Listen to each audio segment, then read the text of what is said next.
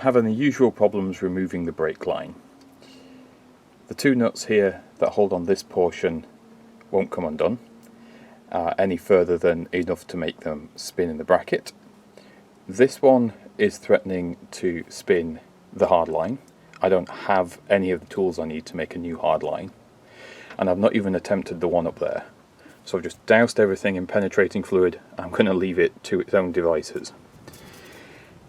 Moving on to this one, having a look at my instructions, it tells me to release the handbrake, knock off the grease cap, take out the pin and undo the castle nut, and then the whole drum should just come off,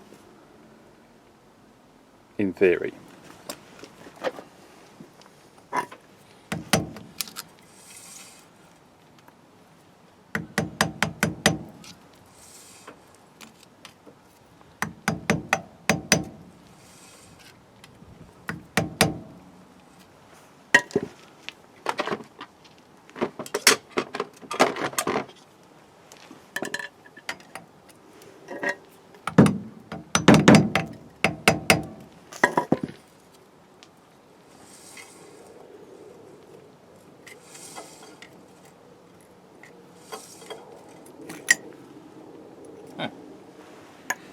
That went well. Unbend the massive pin.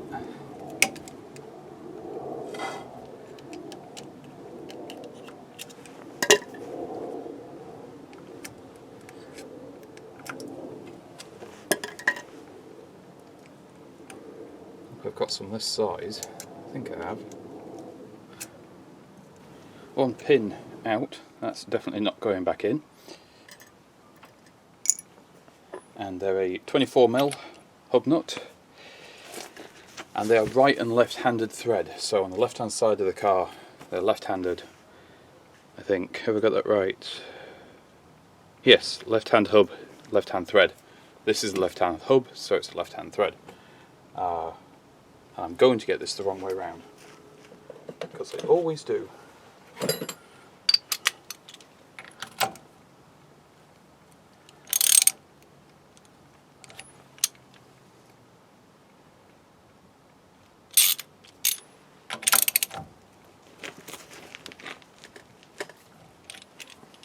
Might need a brake bar on this one.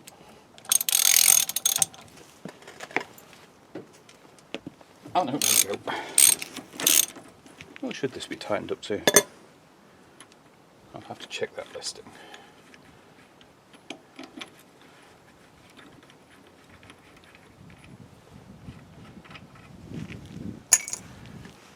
Right, and there is a big washer.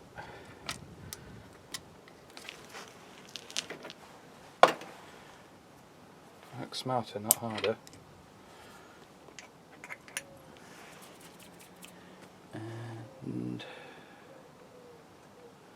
And I should just remove it. I shouldn't have to remove the bearing, that should stay in. Ah, yes. Well, I'm sure last time I did that it just slid off, but well, that's interesting.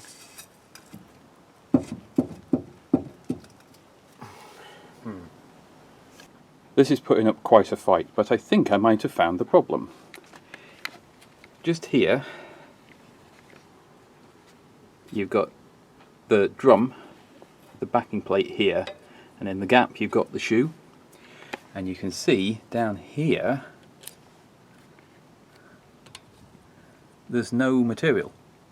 There's a shiny bit of a rivet there, and there's a little bit of material, so it looks like the drum shoes have worn out or disintegrated.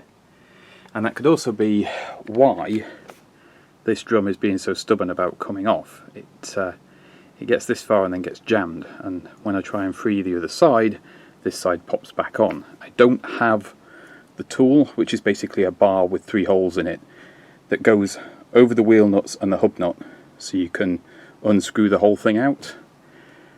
So I'm having to rely on whatever I have to hand. And it's slow going.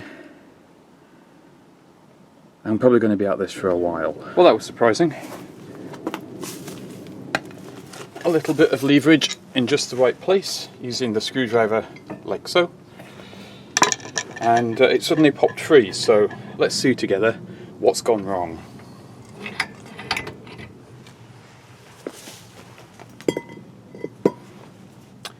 Oh yeah, that's a bit worn out, and great. That's probably my knocking noise.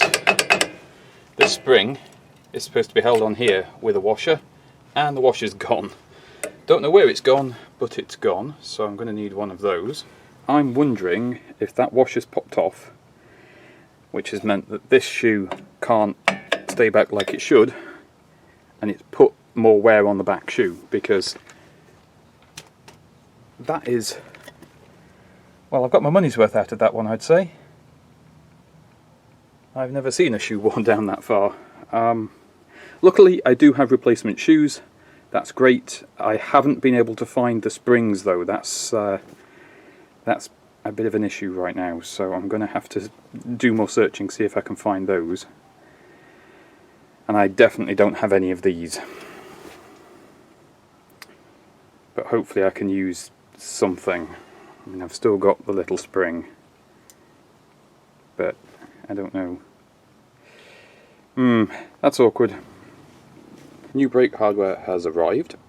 It's not exactly the same as this, it's very, very close, but then I remembered when we last did the hardware in here about 8 years ago, we couldn't find a Princess kit, we had to use something else. I can't remember what it was, so these springs are slightly different to what the car originally had anyway.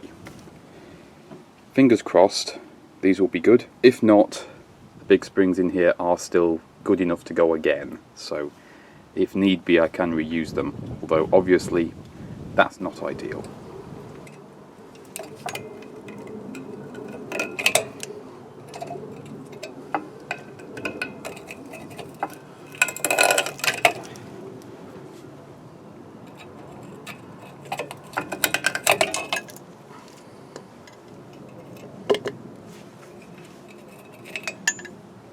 Always a pain getting everything apart. There we go.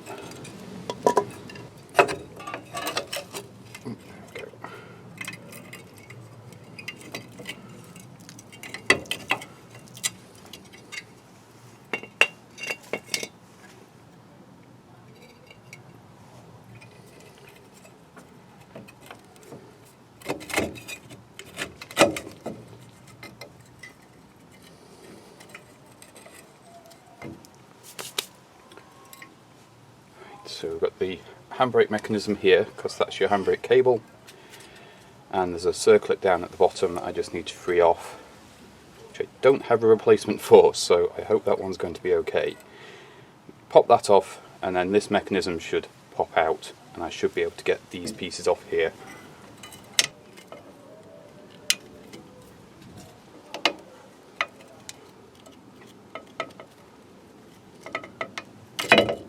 Yeah.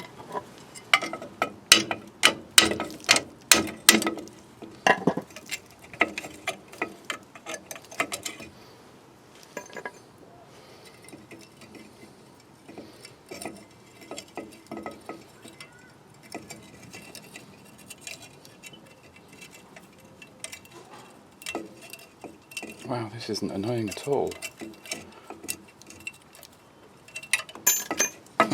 Typical.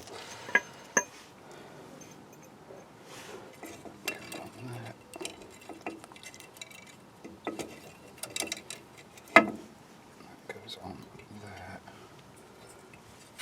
And then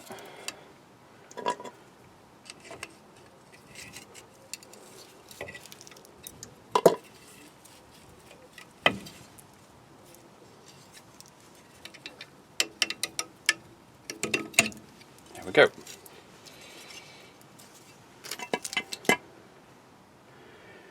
Okay, I'll give all of this a good dust down before we do the next bit.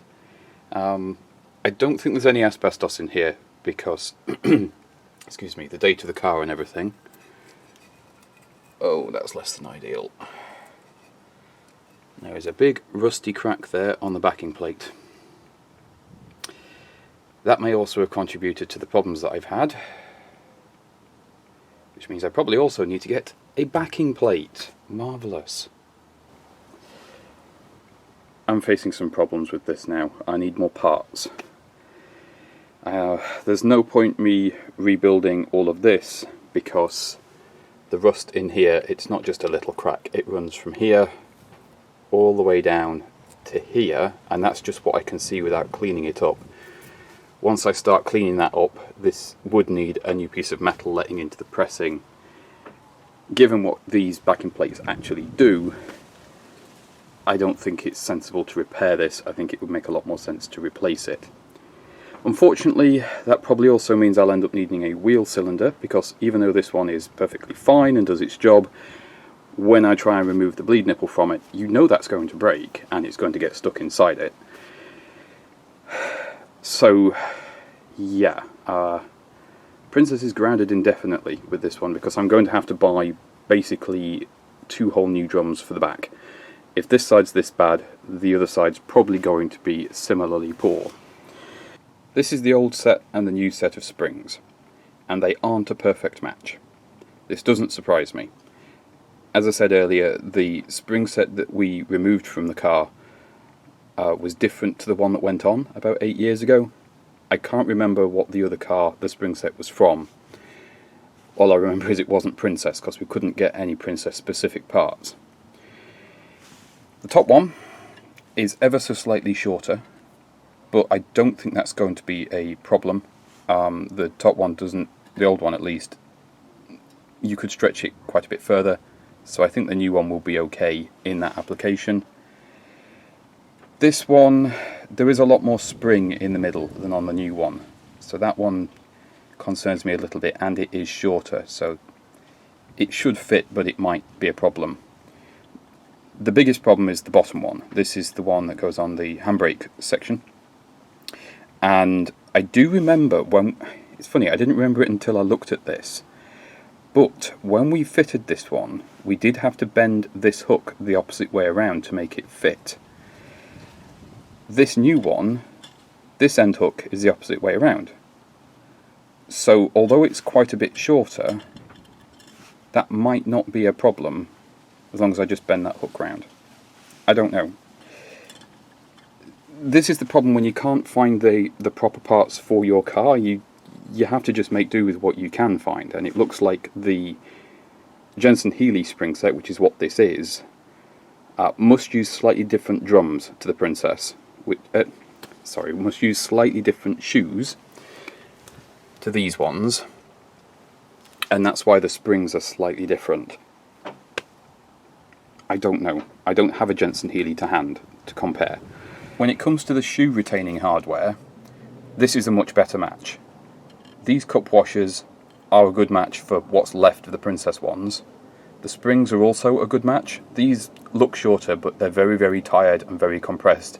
They don't have much spring left in them, as you'll have seen when I was removing it from the car. The only issue I'm likely to encounter is the pins are slightly shorter, and because of that, I might have trouble getting everything into place, so I might have to reuse the old ones, which I don't want to do, or try and find some slightly longer pins. With everything apart, it will be easier to do that. The only issue I'm experiencing here is this brake hardware kit was about £60, including the postage, and I don't know how much the backing plates are going to be. Nobody lists them new, so I'm probably going to have to find some second-hand ones. I think the drum outer is okay, but at least I can find those. This job could end up getting quite expensive. The other issue, I can't find any of these at all anywhere. They used to be very readily available, and they're not anymore. To take the stress off that, I've actually put the axle stand under the structure of the car that it bolts into. I'm a little bit concerned that if I leave the axle stand under the axle, it's going to put more stress on this in a way that the wheel wouldn't, and I don't want to cause more problems than I already have to deal with, which is quite a few more than I would like to have. This is proving a difficult job to film. I need to be exactly where the camera needs to be. However, so far so good, which is always a little bit worrying when you're doing brakes and old brake fittings. I've already cut through the hose here and unscrewed that from here. The hard line I didn't have any problems with, which was amazing.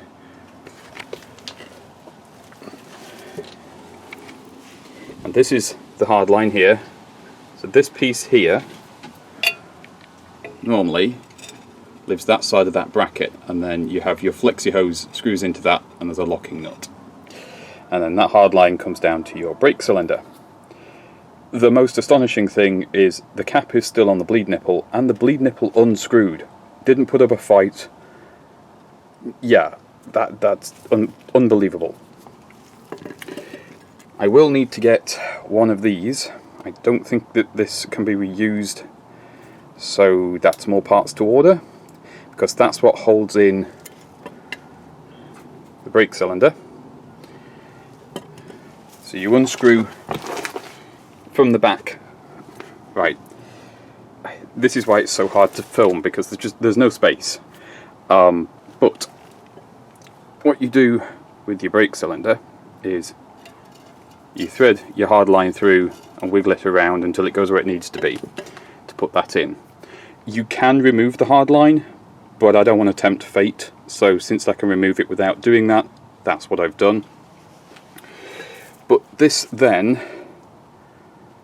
the big bit there goes through the bottom hole, the bleed nipple goes through the top one, but to get these on and off you do need to remove the bleed nipple, because otherwise it physically won't go.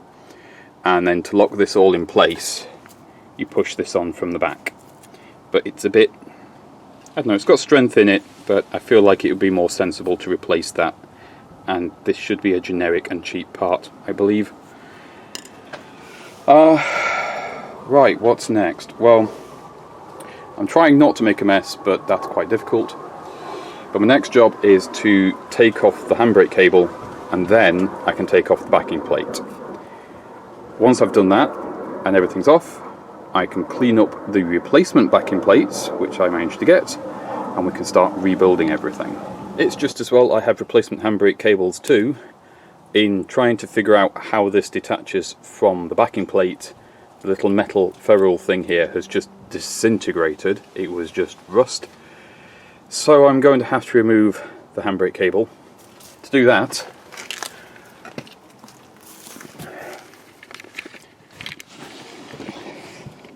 we need to go under the back seat.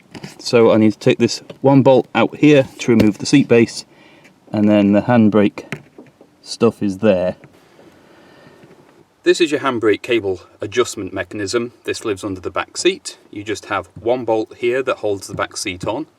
Once you've undone that, you lift the seat from the front and pull it out the car.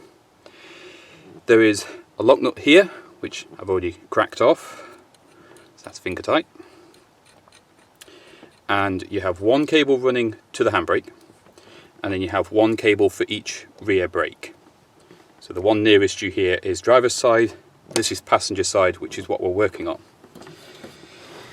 And it's just a case of slackening this cable off until I can get these out of this piece here. And you have to do the whole thing with spanners, which is incredibly annoying.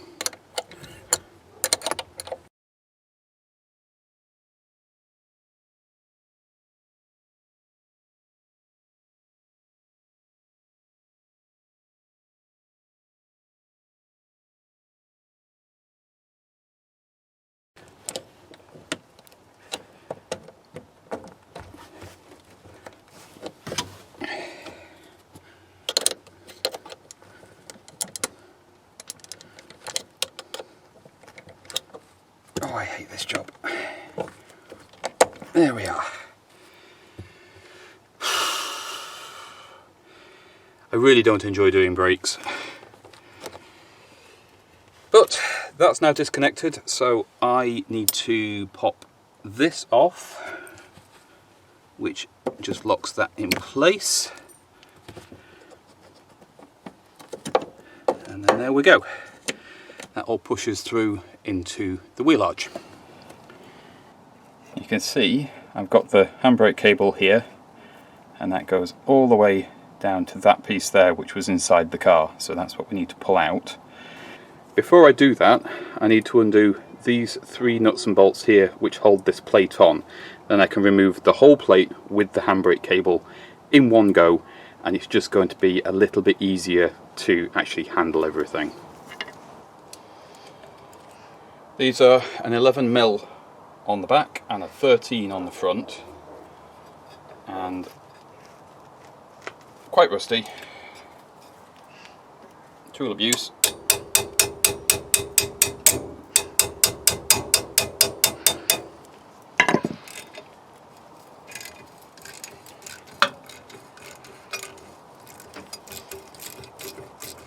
I mean, I've got a ratchet on the back, but everything seems to be holding itself, so I'm not really needing it. Don't know what that's about.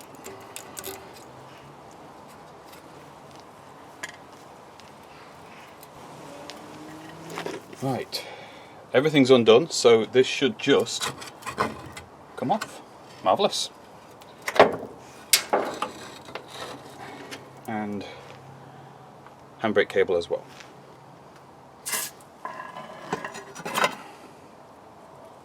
They are properly in there.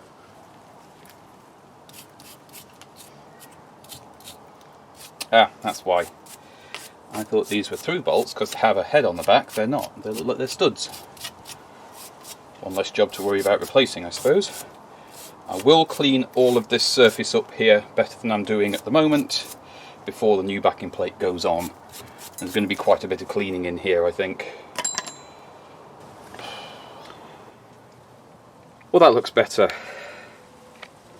I did have to spend some time knocking off some scaly rust around this edge here, which had built up and started pushing the plate out. That's probably part of the reason why the old plate had rusted through. I remember last time we had these brakes off, which must have been around about 8 years ago, we had a similar problem. There'd been rust build up round here, but there wasn't the damage to the back plate. So it just takes a while. This is all cast iron? It's cast metal, probably cast iron. So I will give this all a good coat of rust treater. I do not have a sandblaster. That would be better in this situation. So unfortunately I'm going to have to do it with the Whizzy drill. I'm not going to go nuts on here. At some point I would like to pull the rear axle off and, you know, clean everything up. But at the moment I just need to get the brakes working.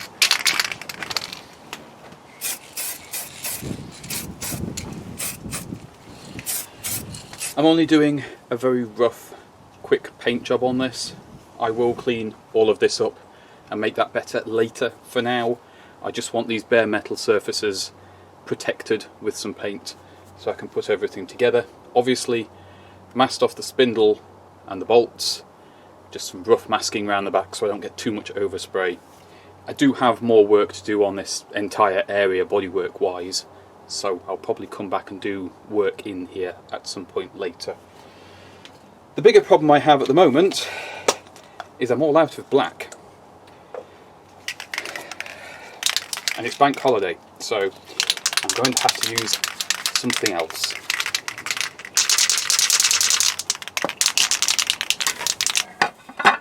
In this box we have some replacements. Now these aren't new. As far as I'm aware, you can't get any new parts for these brakes. They have a handbrake cable attached, so I don't need to worry about that part falling apart on me.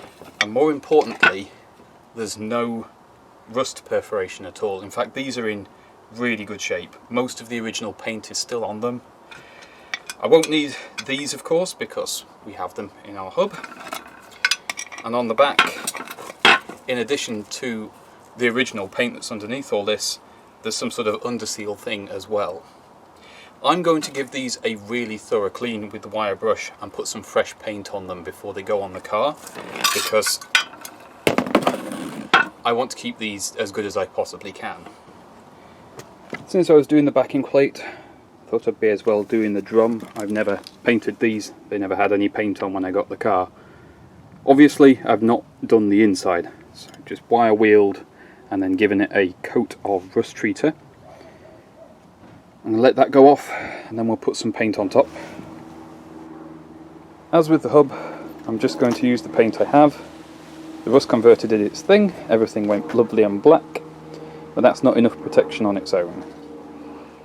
So we have a good dose of grey primer on here, and once that's cured I can put on the silver. It's already attracting flies, which is just great. This isn't going to be a beautiful job, it'll be good enough. All done, apart from unmasking obviously. I will turn that one over and do the back once everything's all dry and able to be handled. But they're passable. I'm happy enough. The silver drums are a bit weird, but you never see them.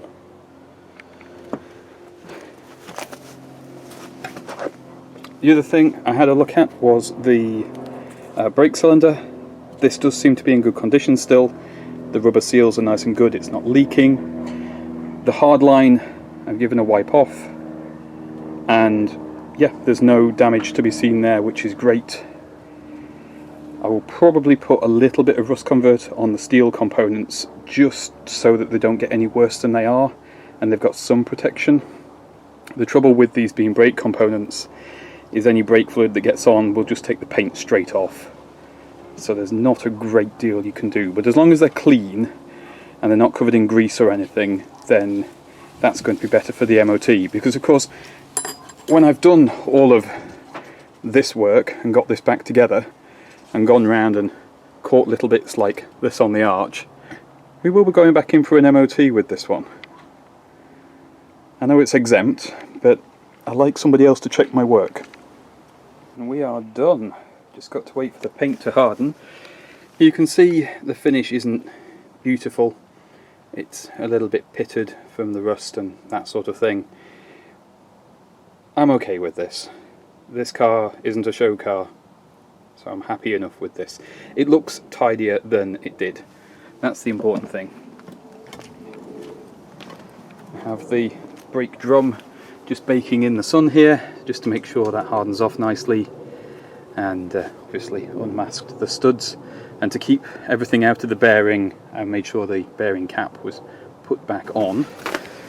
One thing I don't want to repeat of is I think water is getting trapped against this face behind the backing plate, and I think that's what's causing some of the rust issues. So I'm going to apply a very thin smear of just some grease back here. It won't be enough to cause a problem with torquing the bolts down or anything like that. It should just be enough to keep the water out. There's no gasket or anything in here normally, so there's not really anything to protect this bare metal and the backing plate. So it just seems to make sense in my head to do that. I have to remove... Where are we? There we are. I have to remove the flexi hose from in here, and you can see very clearly the split in the hose there where it's failed. There's a few other little cracks in the rubber, so definitely got as much use as I can out of that one. It's quite awkward to undo that, so I shan't do it on camera, but I'm hoping that it goes okay. The other side didn't go too badly. That got a little bit drastic. Nothing was coming undone, and the fixing tab there was threatening to pull off the floor, so I had to get the angle grinder out. Not the way I wanted to do it, and now of course I've got to undo these various pieces here to get the remains of the old hose off the hard line. I'm going to wait until everything's cooled down a bit before I tackle that. Got all of this greased up, cleaned the spindle off. I'm going to pop the backing plate on. And I'm going to have to call it quits for today, and I'll explain why in a moment. I'll tighten those up in a bit.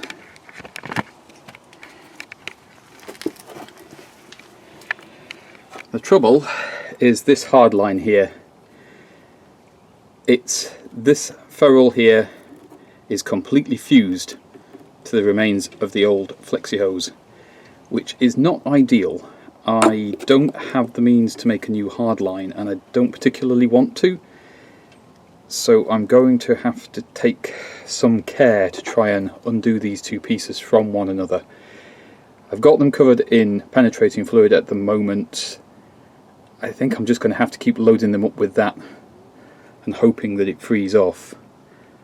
I have had them be this difficult before, and it usually ruins the hardline. I usually have to replace it. It doesn't stop me rebuilding all of this. I can put all of this back together without having to do that. So that's what I shall do. Everything will be reinstalled and ready to go. It's just as if I haven't put the hardline. It will just be as if I haven't put the flexi line in, and that's okay.